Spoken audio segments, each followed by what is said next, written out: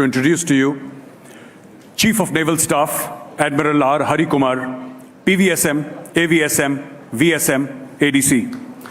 Admiral R. Hari Kumar has commanded Coast Guard ships C-01, INS Nishank, INS Kora, INS Ranveer, and INS Virat. His other seagoing appointments include Fleet Operations Officer and Fleet Gunnery Officer of Western Fleet, EXO of INS Vipul, GO of INS Ranjit, Commissioning GO of INS Kothar, and Commissioning GO 8 of INS Ranveer. His shore appointments include Command Gunnery Officer at Headquarter Western Naval Command, Naval Advisor to Government of Seychelles, Training Commander INS Dronacharya.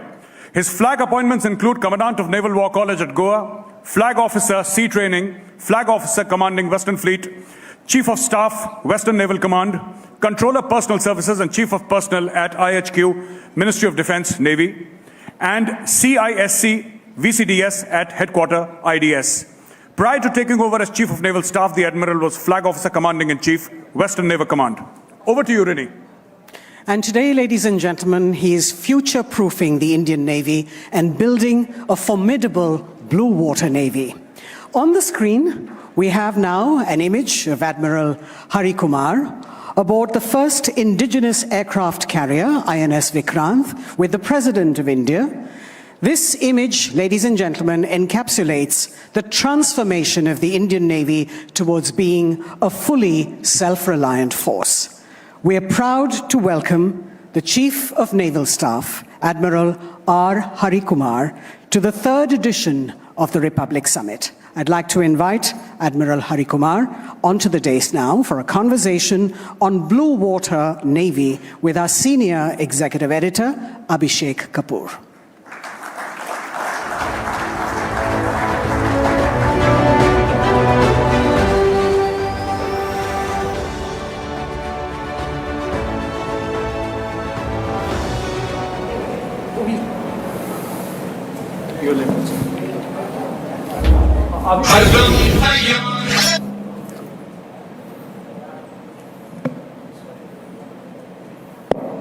Okay, are we playing the AV?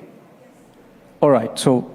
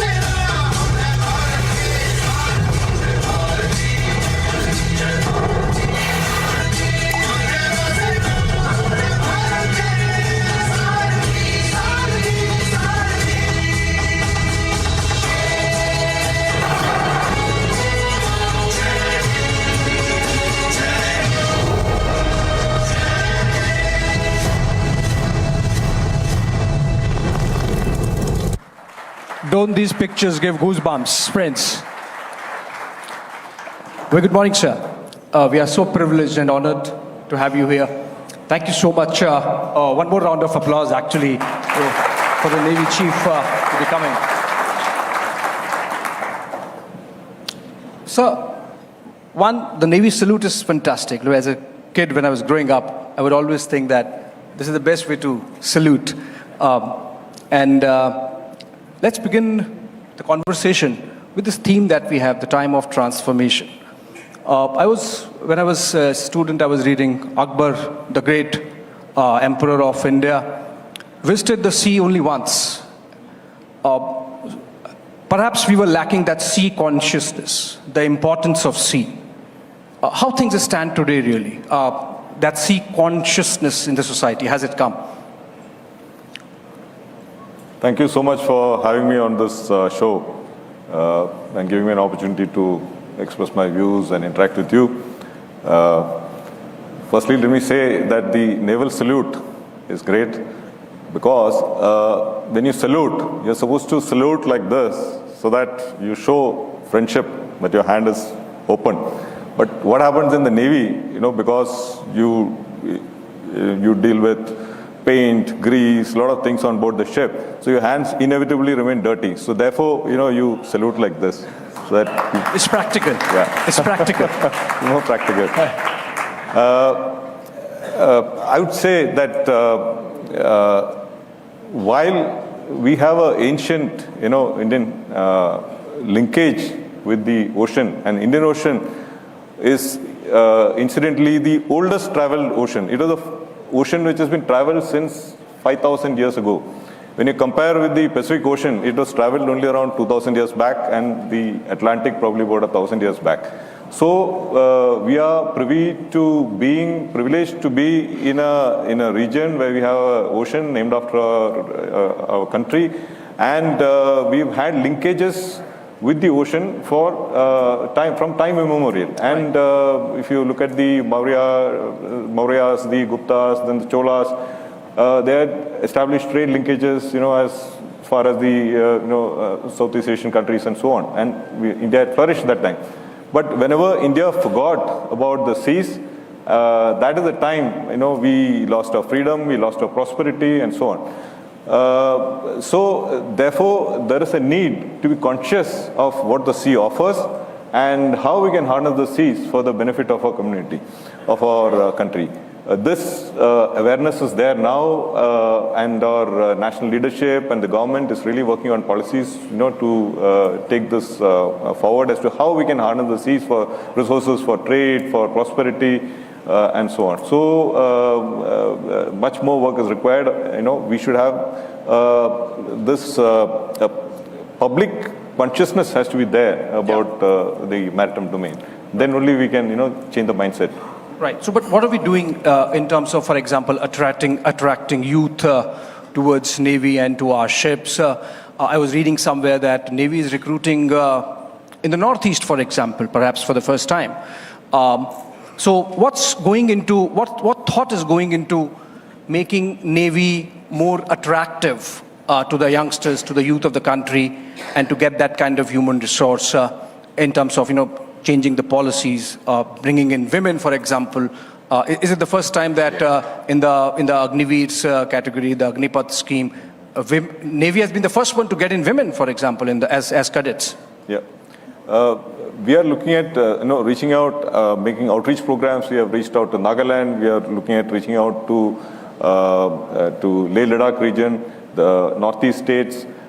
We recently had a quiz called the Indian Navy Quiz, which covered 6,341 schools across the length and breadth of the country, to kindle this maritime thought amongst our children and the youth.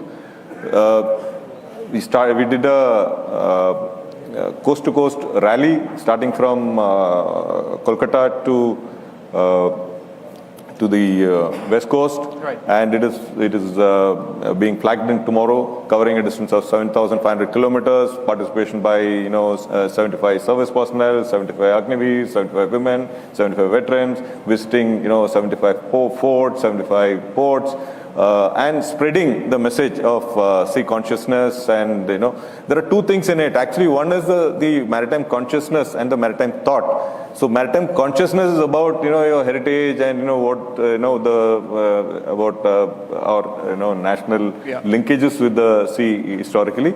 But when you talk of maritime thought, it is about how you can harness the seas for your diplomatic, economic, military, and all these roles. Yeah, so I get into specifics of Navy. I mean, we recently got our first indigenous aircraft carrier, INS Vikrant. What have been the spin-offs?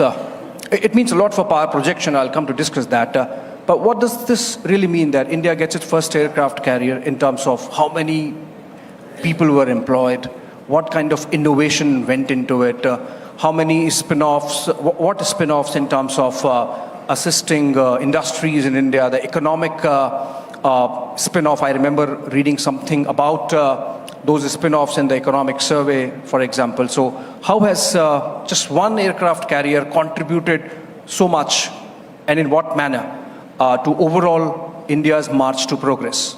I would say today the Vikrant, or the indigenous aircraft carrier, stands as a testimony to our aspirations, to our motivation, what we can achieve if we as Indians put our minds to it, and what we can achieve together.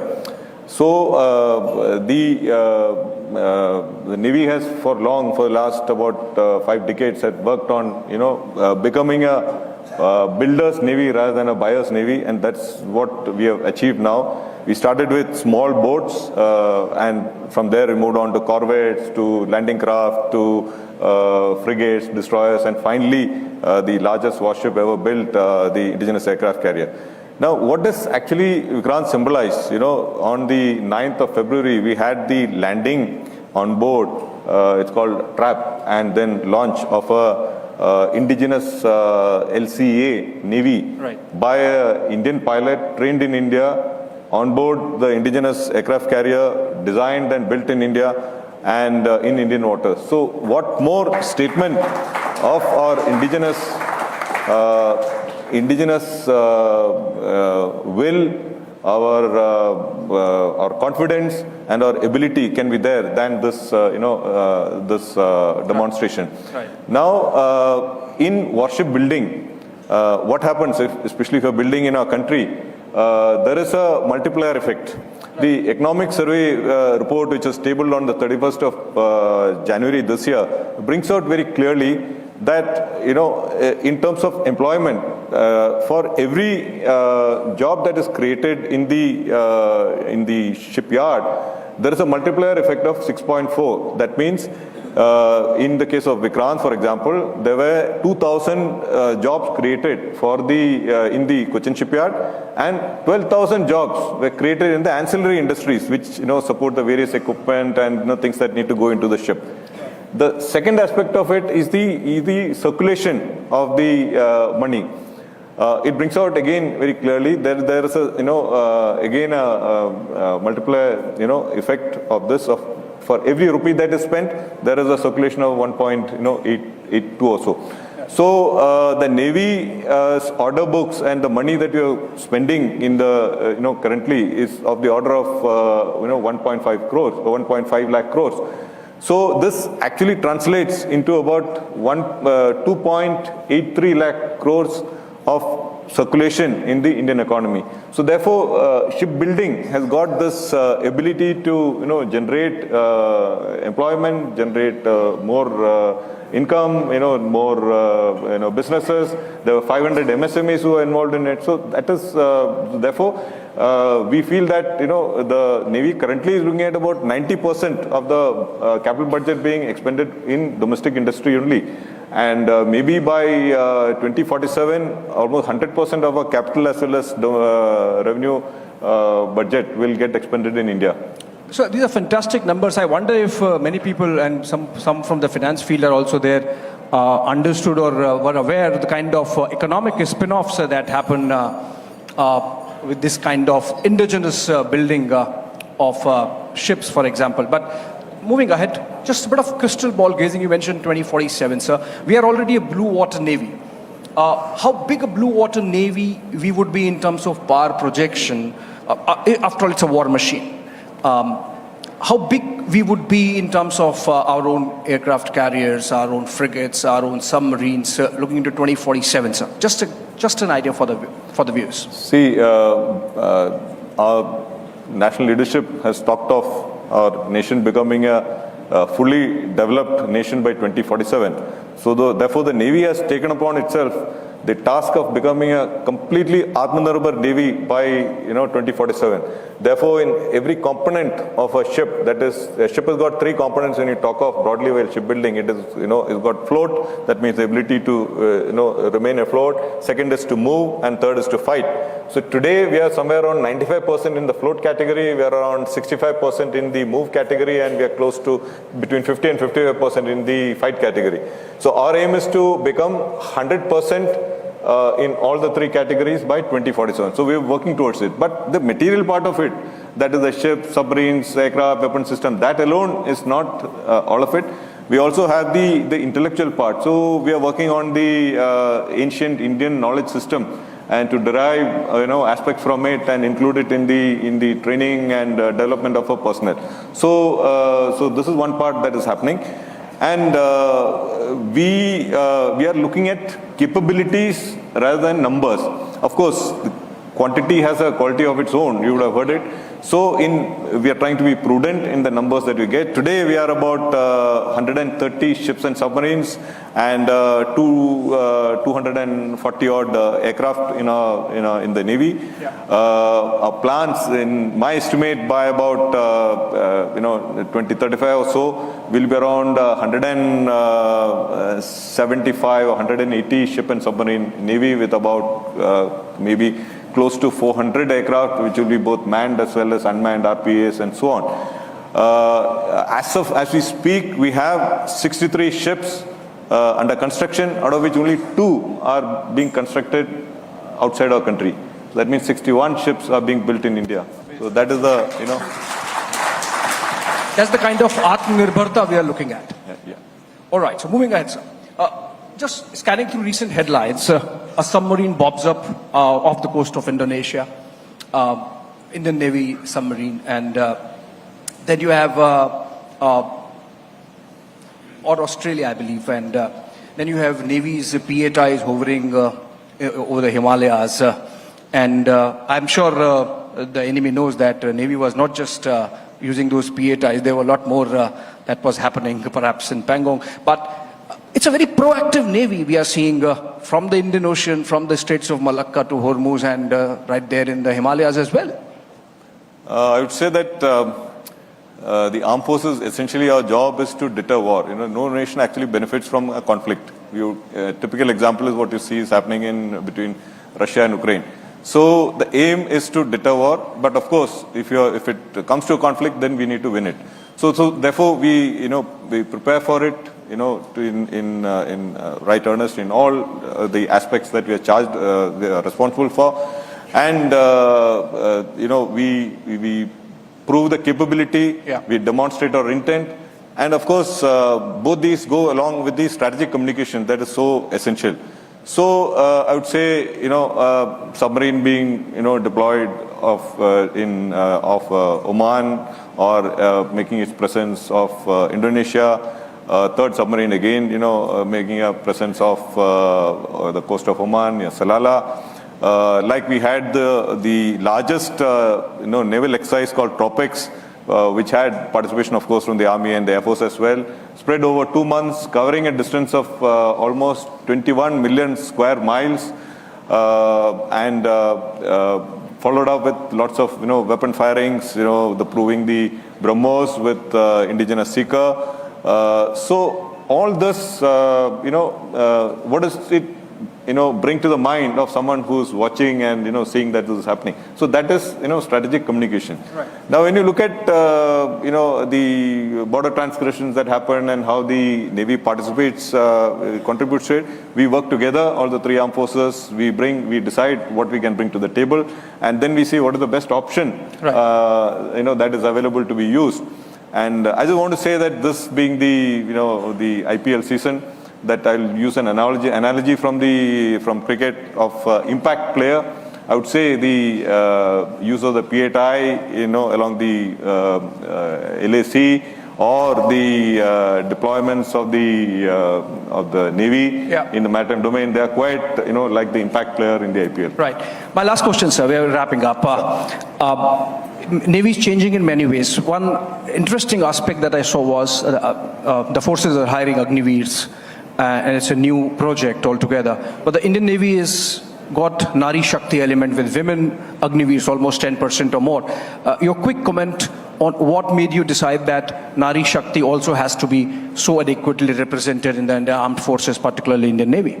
See, we were clear in our mind that we can't leave out half the constituency in finding talent to join the Navy. So the Navy were the first to start with the officers in 1993, but they were limited to certain number of certain types of certain branches and so on. Then we decided that we need to treat them and facilitate them, just as the Honorable Prime Minister had said, that we must encourage, facilitate women so that they give back much more to the society. So therefore, we took this bold step of introducing women in the ranks. Right. We are very happy with them. We just had the first batch of women pass out. We had 3,000 posts. We had 10 lakh applications, out of which 82,000 were women. Yeah. And finally, 2,585 passed out of which about 272 women Fantastic. were there. So we are very happy with them. Thank you so much, sir. Powerful, proactive, forward-looking Navy. And that's a glimpse we got from Admiral R. Hari Kumar. Our oceans are safe in the hands of Indian Navy. Thanks so much. Once more, claps for having the Chief of Navy Staff with us. Thank you so much, sir. Thank you very much, Admiral Hari Kumar and Abhishek, for that engaging and riveting conversation on how the Indian Navy is rapidly transforming and holding guard. It was a pleasure to hear from you today, sir. Our guest, ladies and gentlemen, for this session now, walked into Parliament as a parliamentarian for the first time when he was just 31 years old. Today, as Union Minister of Civil Aviation, he follows his father, the late Madhav Rao Scindia's footsteps, who held the same portfolio in the past. Here is a specially poignant moment that is captured of the Union Minister with his late illustrious father, Madhav Rao Scindia, on your screen now. Mr. Jyotiraditya Scindia is an example of the transformative impact erudite politicians can have on governance. He has exhibited distinction in his approach to issues of politics and policy. He played a key role in Operation Ganga to rescue Indians trapped in Ukraine during the peak of the Russia-Ukraine war and spearheaded the transformative Air India-Tata deal. Now, ladies and gentlemen, without any further ado, I'd like to welcome on stage the Union Minister for Civil Aviation and Steel, Mr. Jyotiraditya Scindia, for a conversation with our Executive Editor News, Niranjan Narayan Swamy, and Republic Bharat's Senior Anchor and Senior Editor, Sucharita Kukreti, on the theme, Flying Sky High.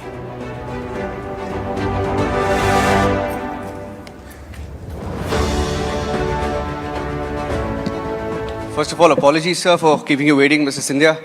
And before we start the session, last Wednesday we got the news that Mr. Scindia had tested positive and for COVID, and we were very nervous whether he could make it for the session. But round of applause for him taking the time out. Thank you very much. We're very grateful to you for yes. Thank you so much, Mr. Scindia, for giving time for the Republic Summit. And we very aptly call this session with you Flying Sky High because of the tremendous growth trajectory that the Civil Aviation Ministry has shown in the past few years. I would speak about that later, but I would like to speak about the flight that the Indian economy has taken off on.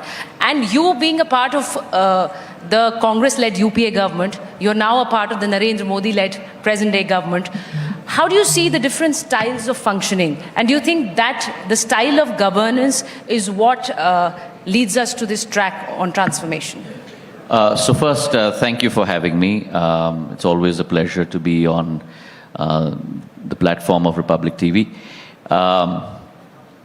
To your point, I don't know, this is a joke that's going around my family and my friends today that whenever the next wave of COVID comes, I sort of herald it in because I'm the first guy to get it.